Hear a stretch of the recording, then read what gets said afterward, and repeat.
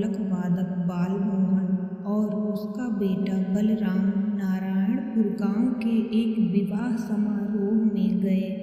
विवाह समारोह के खत्म होने पर दोनों पिता पुत्र को ढेर सारे पैसे और कुछ सोने चांदी के आभूषण इनाम के रूप में मिले। इनाम लेकर दोनों खुशी खुशी अपने गांव लौटने लगे। दोनों एक छोटे जंगल को पार कर रहे थे कि बेटा बोला, पिताजी आज तो बहुत आनंद आ गया।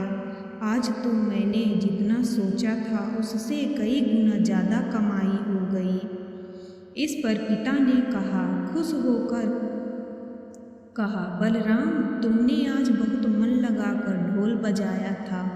यही कारण है कि आज समारोह में हम पर पैसों की वर्षा हुई है।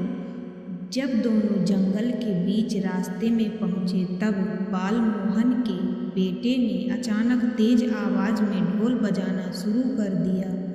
बालमोहन ने कहा, अरे बलराम तुम अभी यह क्या कर रहे हो?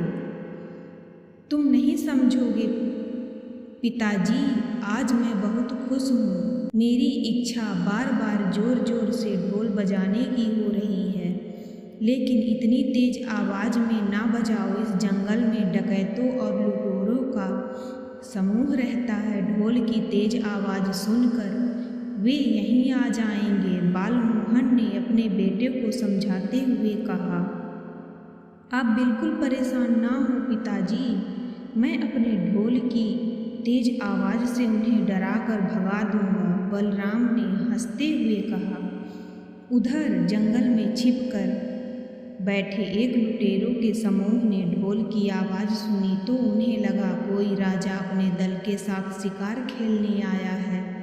कुछ मिनट बाद बालमोहन बोला, बलराम अब तुम मान भी जाओ, जो धुन तुम लगातार बजा रहे हो यह केवल एक ही बार बजाई जाती है। लेकिन बलराम कहाँ मानने वाला था, वह लगातार ढोल बजाता ही रहा।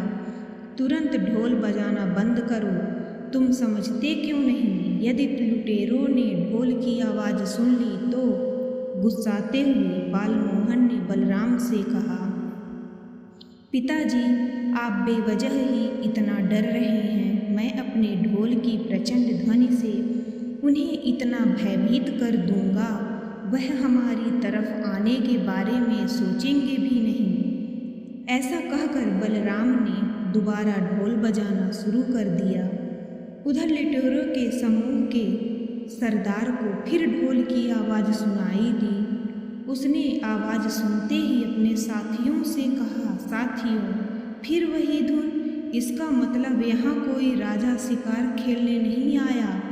सरदार मुझे तो लग रहा किसी ने नया नया ढोल बजाना सीखा है और खूब धन कमाकर किसी समारोह से वापस जा रहा है। समूह के एक सदस्य ने अपनी राय बताई, तुम ठीक कह रहे हो, चलो हम इस ढोलक वादक पर धावा बोल देते हैं। लुटेरों के सरदार ने अपने साथियों को आदेश देते हुए कहा। मात्र कुछ ही समय में लुटेरे ढोलक वादक पिता पुत्र के पास पहुंच गए। उन दोनों के पास मोटी मोटी गठरियाँ देखकर लुटेरों का सरदार समझ गया कि इन्होंने आज ढेर सारा अनाज और धन प्राप्त किया है। इन दोनों से तुरंत छीन लो ये गठरियाँ। सरदार ने अपने साथियों का आदेश दिया। लुटेरों ने उन दोनों से उनके पास जो भी सामान था सब छीन लिया और उन्हें डंडे से मारकर वहाँ से भगा दिया। मैंने तुम्हें कई बार ढोल बजाने से मना किया था, पर तुमने मेरी बात बिल्कुल नहीं मानी। तुमने आज खुद ही अपने पैर पर कुल्हाड़ी मार ली है। बालमोहन ने अपने सिर पर हाथ पलटते हुए अपने बेटे से कहा, पिताजी मुझे माफ़ कर दो। आज अधिक पैसे कमाने की खुशी में मुझसे बड़ी भूल हो गई है। मैं समझ गया कि बड़ों का कहा ना मानने का अंजाम हमेशा बुरा ही होता है। फिर दोनों पिता पुत्र मायूस होकर पछताते हुए अपने गांव की ओर चल पड़े।